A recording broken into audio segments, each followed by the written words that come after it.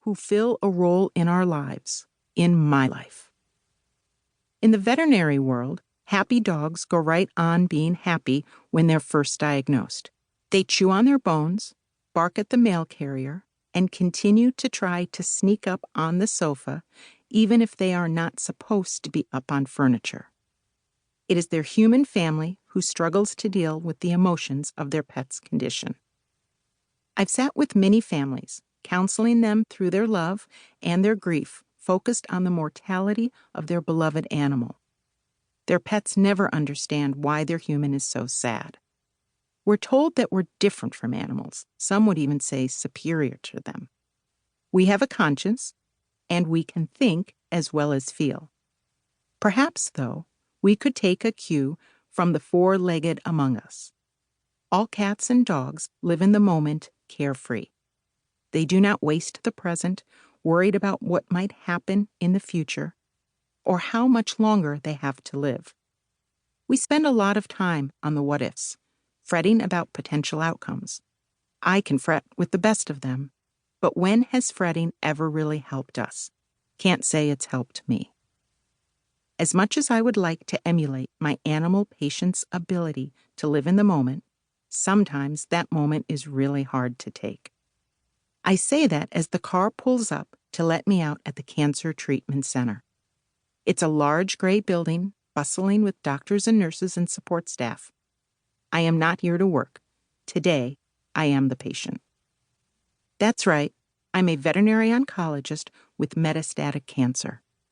I'm the animal cancer doc with a diagnosis of my own, which is why I've come to the large gray building. Now it is my time to go through what so many before me have gone through, the C word. I hate the name of my disease. I work to treat cancer every day, and yet, when it comes to the diagnosis for myself, I can only call it the C word. Dysfunctional? Perhaps. But I detest the word cancer.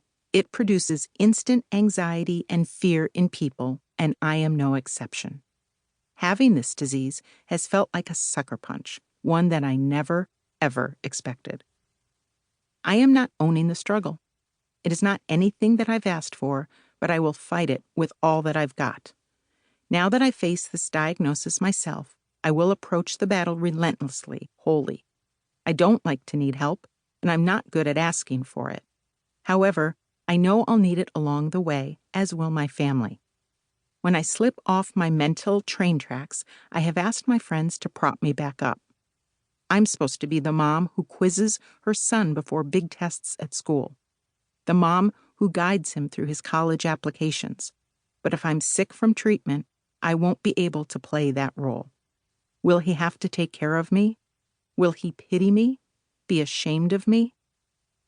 I'm prepared for any battle as long as I have hope. If I receive devastating news, at least I'll know that in the too little time I've had here on earth, I've tried to make my part of it a better place. I've loved my child and my husband wholeheartedly, and I will always cherish my friends. I am extremely grateful to have been able to work in the field that I do. I have learned so much from my animal patients over these years. I've laughed with their owners, cried with their owners, and loved giving families more quality time with their beloved animals. But now I'm hoping for just a little more time of my own. Chapter 1.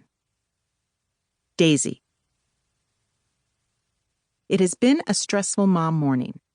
My husband, Mike, has taken off much earlier. Lucky man. I am left with a high school boy whose last desire is to get out of bed, and a dog who decided to get into the garbage that my dear son was supposed to have taken out last night. I frantically clean up while shouting for Peter to get ready to leave for school before he is marked tardy again. I drive into work with a white knuckle grip on the steering wheel. Finally, I make it to work, a bit crabby, a bit stressed, but here. My 9 a.m. appointment slot is a new case. By 9:15 a.m., I'm getting antsy. Where's the appointment? I hate to run late. It stresses me, or I should say, I allow it to stress me, because a late client potentially